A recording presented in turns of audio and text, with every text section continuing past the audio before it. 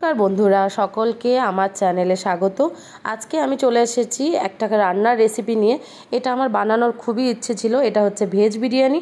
আমি সব দিন বিরিয়ানি খেতে ভালোবাসি সেটাও বলবো না, কিন্তু মাঝে মধ্যে খেতে ভালোই লাগে।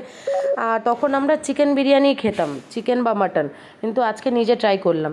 তো একদিকে আমি চালকে জল দিয়ে ভিজিয়ে রেখেছি আধা ঘন্টা মতো, অন্যদিকে কড়াইয়ে পেঁয়াজ কুচি নিয়ে ওটা পেঁয়াজটা ভেজে নিয়েছি, ভেজে বেরেস্তাটা বানিয়ে নিয়েছি। অন্য একটা মিক্সির বাটিতে আমি পেঁয়াজ কুচি, রসুন, গোটা গোলমরিচ, একটু কাঁচা লঙ্কা আর দই দিয়ে মিক্সির পেস্টটা বানিয়ে নেব। অন্যদিকে আবার দেখো কড়াইতে পেঁয়াজ, আদা, গোটা গরম মশলা দিয়ে কিন্তু এটা ভালো করে ভেজে নিতে হবে একটু লাল লাল করে। তারপরে মশলাটা আমি ওর মধ্যে দিয়ে নেব। এই যে মিক্সির পেস্টটা আমার অলমোস্ট রেডি, এটা আমি দিয়ে দিয়েছি। দেওয়ার পরে নাড়াচাড়া করে একটু কাশ্মীরি রেড মির্চ একটু দিলে ভালো হয়, কেন কালারটার জন্য, এটা ঝালের জন্য না। আমি অলরেডি কাঁচা লঙ্কা দিয়েছি। তারপরে কিন্তু এভারেস্টের শাহি বিরিয়ানি গরম মশলা আমি নিয়েছিলাম, বাজার থেকে নিয়েছি। ওটা কিন্তু আমি ছড়ালাম, মানে ওতে মশলার মধ্যে দিয়ে দিলাম যাতে বিরিয়ানির গন্ধটা আসে। আমি নিজে কিন্তু বাড়িতে বানাইনি বিরিয়ানির মশলা। অন্যদিকে কিন্তু একটা পাত্রে জল নিয়ে গোটা গরম মশলা, একটু সাদা জিরে দিয়ে নুন দিয়ে জলটা ফোটাবো। অন্যদিকে মশলাটা কিন্তু কষা হওয়ার সময়ে আমি আলু গাজর দিয়ে দিয়েছি, কেন আলু আর গাজরটা আগেই দিতে হবে। জল ফুটতে কিন্তু শুরু করেছে আর মশলাটাও কিন্তু কষা হচ্ছে। এবার মশলাটার মধ্যে আমি ক্যাপসিকাম দিয়ে একটু নাড়াচাড়া করব। পনিরটা একদম সবার লাস্টেই দেব, পনিরটা তোমরা পরেও দেখতে পারবে। এবার দুধের মধ্যে একটু কেশর, একটু মিঠা আতর আর গোলাপ জল দিয়ে দুধের মিশ্রণটা বানিয়ে রাখবো। অল্প দুধই দিয়েছি আর অল্প মিঠা আতর, সব কিছু দিয়ে এর কালারটা একটু অন্যরকম হবে। বিরিয়ানিতে ওই লাস্ট লেয়ারের ওপর ছড়িয়ে দিলে খুব ভালো হবে।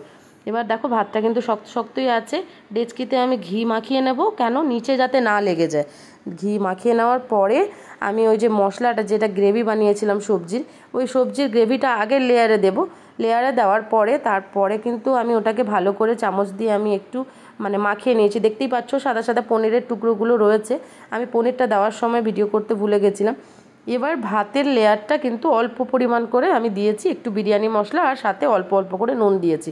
কেন নুন যদি না হয় বিরিয়ানিতে কিন্তু কোনো টেস্টই লাগে না। আর ওপর থেকে নুন ছড়িয়ে খাওয়ার থেকে আমার মনে হয় বিরিয়ানিতে নুনের পরিমাণটা ঠিক আইডিয়া করে দিলে খুব ভালো হয়। তো আমরা 5-6 জন খাবো বলে আমি কিন্তু 400 গ্রাম চালেরই আমি বিরিয়ানিটা বানাচ্ছি আজকে। পেঁয়াজের বেরেস্তা কিন্তু আমি ওর ওপর ছড়িয়ে দিয়েছি গার্নিশিংয়ের জন্য। এই দুধের মিশ্রণটাও দিয়ে দিলাম। এবারে দেবো একটু আমি ধনেপাতা আর টমেটো, একটু ডুমো ডুমো করে কাটা আছে। ভেজ বিরিয়ানি তো একটু ভালোই লাগবে টমেটোটা দেখতে দিলে, টমেটো আর কাঁচা লঙ্কা। তো এইভাবে প্রসেসে আমি বানিয়েছি। কড়াইতে কিন্তু একটা কড়াইতে আমি জল নিয়ে তার উপর একটা স্ট্যান্ড রেখে তার মধ্যে ডেচকিটা রেখে আমি ওই শিলনোড়া চাপিয়ে দিয়েছিলাম, ঘরোয়া উপায়ে যা হয় আর কি।